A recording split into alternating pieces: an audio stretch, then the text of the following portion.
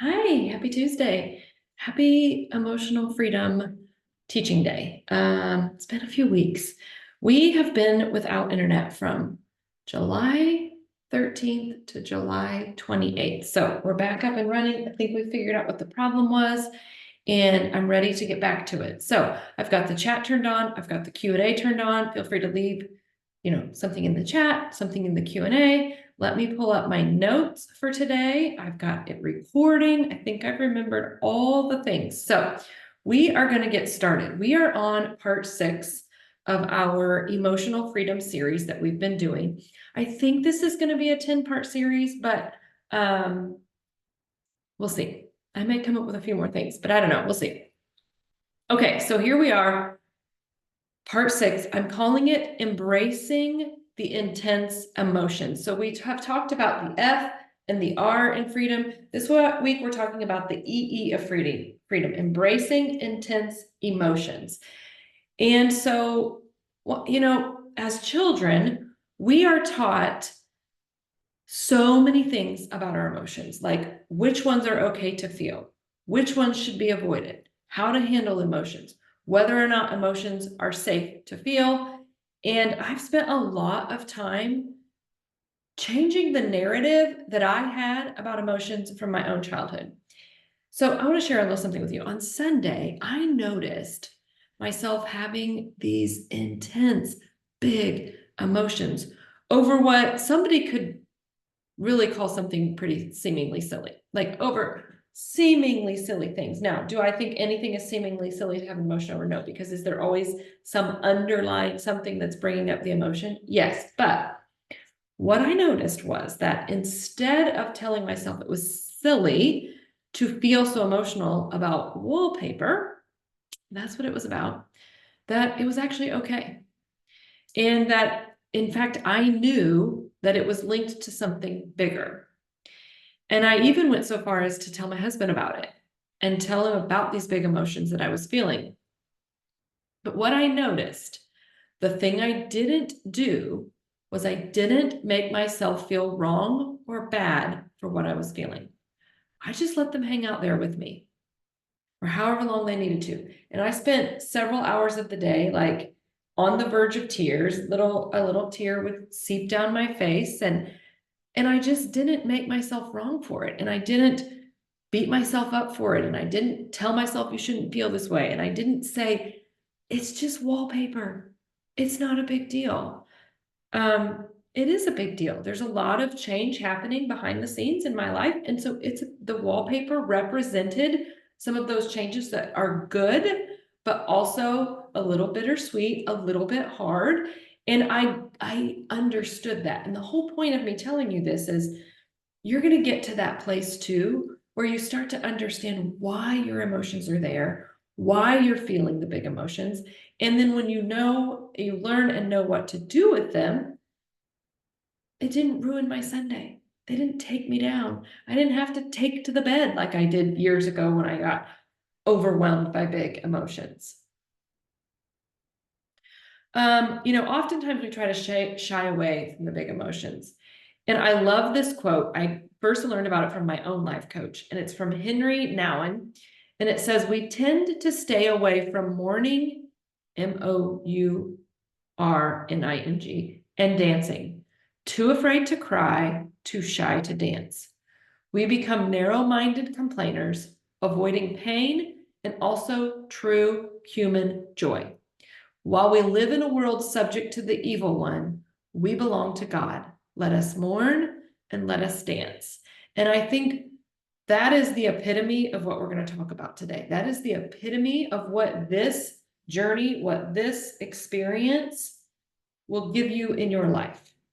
And I love this quote because it reminds me of this journey of healing so much. It reminds me that we need to be with ourselves in the highs and the lows, just like I was able to do on Sunday. When things feel hard, when we're grieving the marriage before infidelity, when our husband moves out and leaves us, when we know in our hearts that divorce is the next best choice. But we also need to be with ourselves in the joy moments too. When a friend reaches out after a hard day, when your child sees you're sad and makes you a snack, when you get a phone call from your mom to check on you, when you stop to watch the lightning show lighting up the sky before bed. We can have both. We can have it's a both and. We can have both and we should have both. We are meant for both. So if you feel like you're stuck in the intense negative emotions, we have to get you experiencing the intense positive emotions as well. We've said this before on these teachings, but negative emotions are there as messengers to teach you something powerful. Remember, at their core, emotions are just energy. They're just waves of energy. So when you get a big emotion, I want you to think about it like you would think about the ocean. I want you to, in your mind, imagine the ocean, and that big, intense emotion is just a wave coming in, and it's going to come in and it's going to crash up against you, and then it's going to go back out. And sometimes the big positive emotions feel that way, and sometimes the big negative emotions feel that way. And I want you to think about your last week, the last week. Did you feel the waves of the ocean with your emotions, that is? I'm guessing you had some ups and you had some downs, right? Well, when you learn how to just let those ups and downs flow through you, which we're going to learn very soon, some exact ways to do that, they just become less. They feel less powerful over us. They have less power over us than they do when we try to resist them and avoid them. And listen, I know sometimes this journey feels like it's just this intense negative emotion after intense negative emotion after intense negative emotion. And you just keep getting pummeled time after time after time after time. And you think you get over one, and then something else happens or something is said. And then there's another one. I know, I remember that. But here's what I also know when I look back on that, that when I learned how to process and feel my emotions, that feeling of constantly being hit with the waves went away. And that will happen for you also. I'm listening to this audiobook right now, and I believe it's called How We Love. And it's about how we take the love we received as children into our relationships, into our lives, into our world. And the book is fascinating to me. It is absolutely fascinating. I've caught myself tearing up. I've caught myself laughing. Like, I'm deeply involved in this book, which is hard for my ADHD brain. But there's something in particular that keeps standing out. And it's how the emotions that I felt during the years of betrayal and what I did with those, what I did to those, what I did for those emotions, all stemmed from my childhood. So we feel emotions in different ways. We experience emotions in different ways. We react to emotions in different ways. And part of that is from prior experiences, and part of that is from our childhood and what was acceptable, what was taught, what was emulated in our childhood. And so on my morning walks, I've been listening to this audiobook, and here's what I have come to realize. I don't feel anger because that wasn't an acceptable emotion in my family growing up. So I have avoided it at all costs for nearly 46 years of my life. But it takes me being aware of that to get to a place where I can be willing to feel it. And I'm going to explain why I want to feel that anger in a minute. Just stick with me. So here's a little process you can walk through. So first, when you're feeling the intense emotions, can you name the emotion? Do you know what emotion that you are feeling? If you don't, that's your first step. If you're like, yep, I know it's anger, I know it's resentment, I know it's jealousy, I know it's whatever, great. You're ready to move to the next step of the process. So then I want you to think back to your childhood, and I want you to ask yourself how that emotion would have been viewed in your family. How would you have been expected to behave or react when feeling that emotion? Anger, sadness, like were you told, stop crying, I'll give you something to cry about. Were you, was your parent allowed to be angry, but you were not allowed to be angry back? Just all of those things.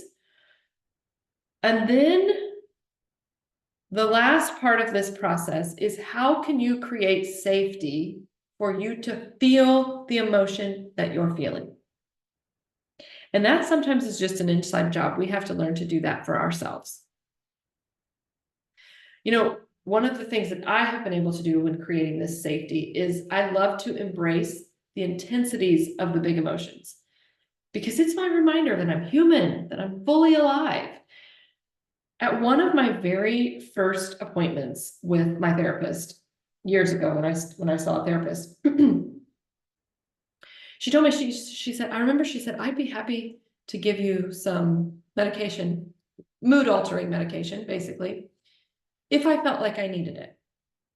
And from even before I learned this work I teach here, even before I understood cognitive behavioral theory, I knew even then, even in the pain that I was in, that I didn't want to be numb to the big, intense, happy emotions.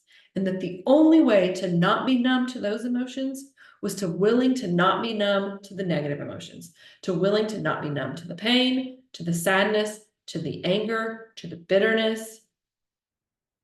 And I knew I never wanted to become apathetic or indifferent to my one precious, beautiful life that on a lot of days didn't feel precious and beautiful. And yet there was a part of me in the back of my head that knew that something greater could come of this. I don't know if I've ever shared this story with you guys in this community, but when my husband and I, when I asked my husband to move out, he got an apartment. So that was in March.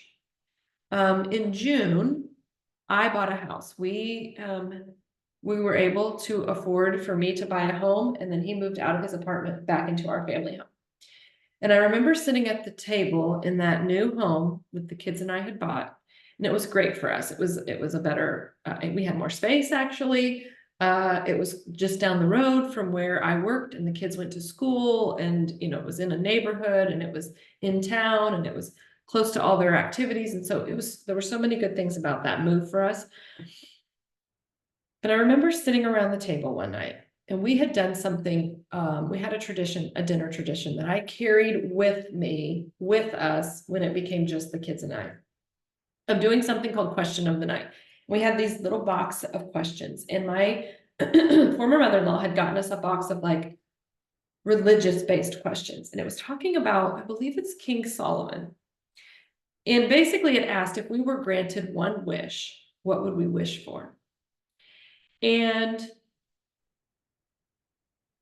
I can't remember what I wished for first. I have it written down somewhere, but I made a wish. And then as I listened to my girls make wishes, I was like, well, I want to change my wish. I would actually wish for all of us to just be happy. Everybody to be happy. And no more sadness. And my son, who is still to this day super quiet, never answered any of the questions, speaks up. And he says, you can't know what happiness feels like if you've never known what sadness feels like. That was a pivotal moment in my healing journey. It completely changed the way I viewed the pain, the way I viewed the impending divorce, the way I viewed my situation, the way I viewed how I wanted to show up in the world. And it was my reminder that I was called to feel this pain so that I could feel joy, because it had been years since I had felt joy. Because I wanted to stop feeling the pain, so I just stopped feeling everything. Not with drugs, but just on my own. I just closed my heart off to everything. And in a way, that was the moment my heart opened back up. And the story that has unfolded since that night still blows my mind. So we wouldn't know what it's like to feel intense joy if we don't know what it's like to feel intense sadness and pain. And so when you're in the depths of those intense negative emotions, I want you to remind yourself of that. The more you are willing to feel the negative emotions, the more amazing the positive emotions will feel to you. I want you to make it a point this week to create some of those big positive emotions. And I want to share another story with you. Because this is part of what this work has been able to do for me. Last night, I have two lasting memories that will stay with me for a long time that I created right before I went to bed. And the first one was, I sat with my husband and we watched the men's gymnastics Olympic team win a medal for the first time in 16 years. It's been since 2008 since the men's gymnastics team has won an Olympic medal. And Stephen, I don't know how you pronounce his name, and I cannot pronounce his last name. There's this young man on the team. He does the pommel horse. He looks like Harry Potter. He looks like Daniel Radcliffe. The joy he exuded after knowing he had helped his team win a medal, an Olympic medal, watching his joy is a moment I will never forget. But here's what I know. If I hadn't been willing to embrace the intense negative emotions that happened earlier in my life, him winning that medal and experiencing that joy would have meant nothing to me. Nothing. And I don't want to miss out on that. And I know you don't want to miss out on it either. So how can you be willing to embrace the intense emotions so that you can also feel the intense joy available to you? The second lasting memory was we went up to our bedroom, my husband and I, we went up to our bedroom, it's on the third floor. And he said something about a lightning show. And I didn't pay attention. I was washing my face. And I come out and he's kneeling down. We're on the third floor. So it was the attic that was converted into space. And so we've got like an alcove where the window is. I don't know, it's not called an alcove, but so you can't stand. So he's kneeling down in front of the window and he's watching the lightning show out in the sky. So I kind of, put my hands on his shoulders and lean over, and he ends up realizing I'm there. So he opens the window so we can see it better. And we watched this magnificent light show in the sky last night. There were years ago, before I learned how to embrace these emotions, I would not have enjoyed that. I would have missed that. I would have just gone to bed. So I'm grateful for this work, and I want you to get to the place where you're grateful for it too. So make it a point this week to create some big positive emotions. Another way I love to create some good, happy emotions is I love Leanne Morgan. I first learned about her because she's friends with my life coach, but then in the last couple of years, she has made it big time on the comedy scene. And she's been touring the country with her show. She has a special on Netflix. And she's so relatable because she's a middle-aged menopausal woman. And I know what she's experiencing, some of the things I will experience or I'm starting to experience. And so sometimes I just love to listen to her. She brings me joy. So I want us this week to dance, even in the middle of the pain, even in the middle of the discomfort, because I know that you are willing to gain the emotional resilience and the emotional maturity because you are here. If you weren't willing to do that, you wouldn't be here. And I'm proud of you for being here. And I want you to continue to show up for yourself. And I want you to see this week how you can embrace those intense emotions, the good ones and the not so good ones. All right. I love you. I'll see you tomorrow for our coaching call. Bye.